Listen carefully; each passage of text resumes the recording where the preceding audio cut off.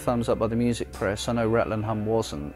But I think by this point that people took notice of him because he had something to say, but he didn't just talk about what he believed, he actually was seen to go and do things.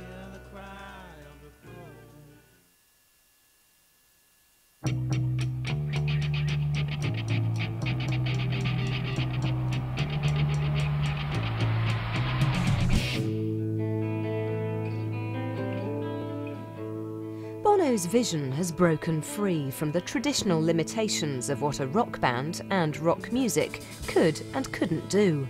All really great rock music, and thus really great rock musicians, but singers in particular, manage to tap into something which is slightly supernatural or something. It's not, you know, they rise above I'm just singing a song, and isn't it, they touch something, and you know, there's a point of transcendence almost, and Bono had that, and that's one of the reasons why he was immediately so impressive, because he wasn't just a singer singing a song, he was a man who was trying to impart something to you. We tend to just all start up, everyone just plugs in and we just start playing.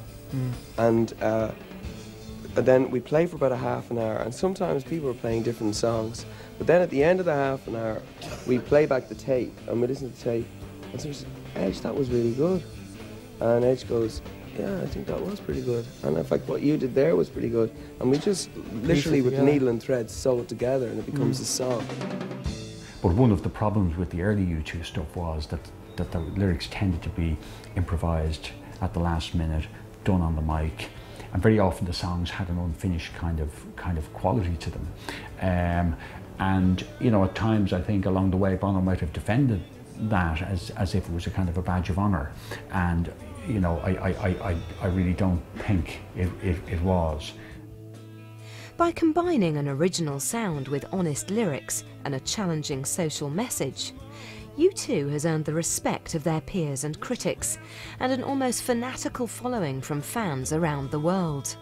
And I think there was a point at which he began to recognise that to fashion lyrics and to craft lyrics would enable him to produce work that had a more lasting emotional impact on people. He clearly was not just a singer singing a song. He was clearly a man who had something to add to the world. The lyrics became Joycean, they became incredibly poetic. I mean, these lines like, you're an accident waiting to happen, and they're so evocative, they're so powerful. They reek of William Burroughs. You know, you don't have to hear the whole song. One line will do it. So that's a very powerful, you get the sound right, you get the evocation of emotion right, and you can't fail. I mean, ultimately it isn't always the songs that are most popular that are the weightiest. But I think at this point, and it's something Bono has said himself, U2 have arrived at a place where they can write about anything and people are prepared to listen. Whatever you see in U2 that works for you, that's okay. I think that's actually the strength of the group, is that there are different sides. I went to see them at Slane a couple of years ago, and there was two women in front of me, and honestly it was like, wow, like, is that what like total fan and hero worship is? They were crying. One of them was like this, half singing the songs like as though she was saying mass or something, and she was from South America or something, and I was like, get a life, you know, like, it's just rock and roll, and somewhere like, okay, if it means that much to you, that's fine.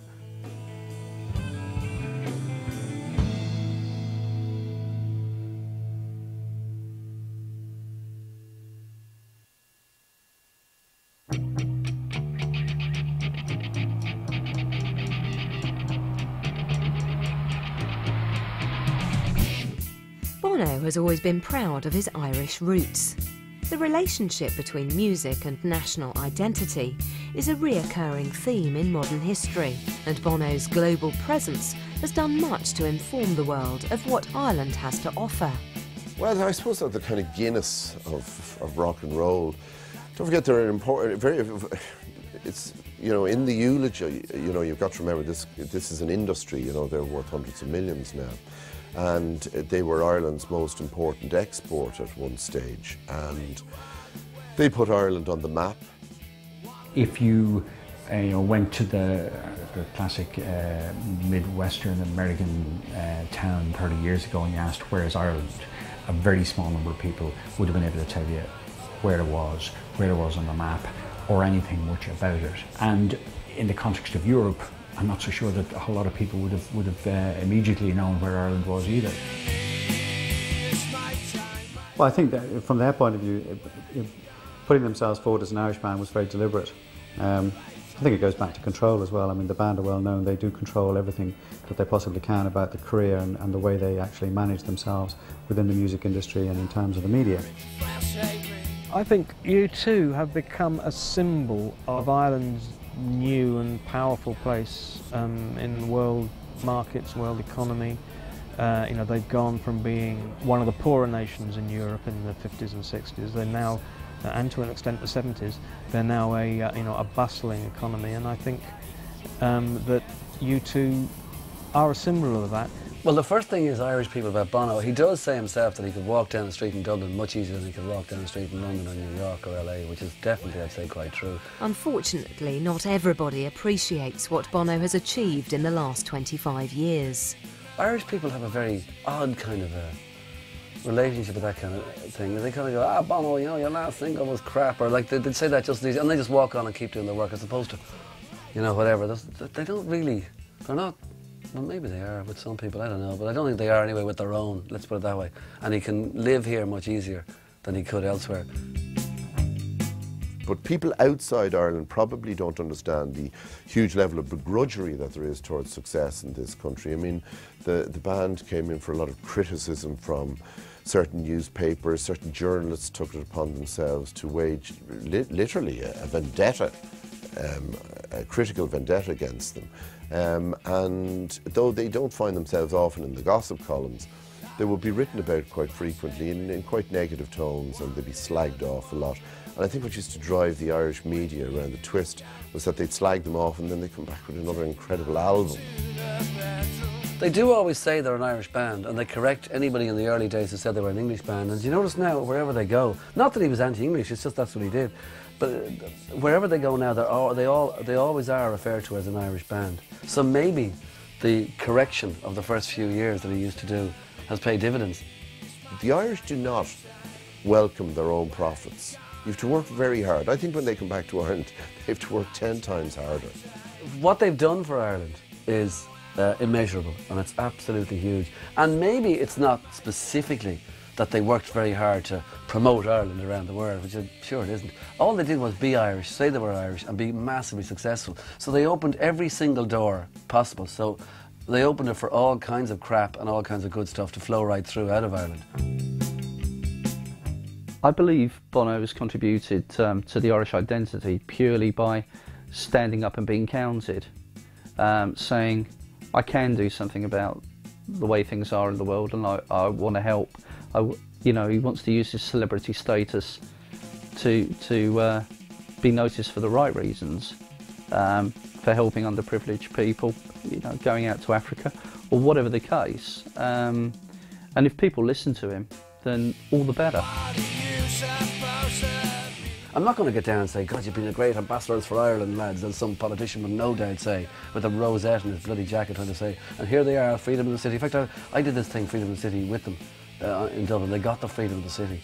And it was like painful, all these people sitting in front in all these suits, and then all the kind of public behind, mostly from abroad, I might say. The Irish people didn't even bother turning out. And I was in a place called Smithfield in Dublin, a big kind of open market, and they actually played 5 numbers acoustically, which was brilliant. And of course, people from Sweden and Denmark and South America were thrilled with all this. But I mean, they did it when they got the freedom of the city. It was like, yeah, so what? It was like, it didn't mean anything to the Irish people much, really. You know, the Irish people don't care. And they really don't. But they know what U2 have done, and they've never let us down, if you like. And they've always been good about it, and it always has been a good thing for us. And there's nowhere you can go, anywhere in the world, that somebody, the minute you say you're Irish, they say U2.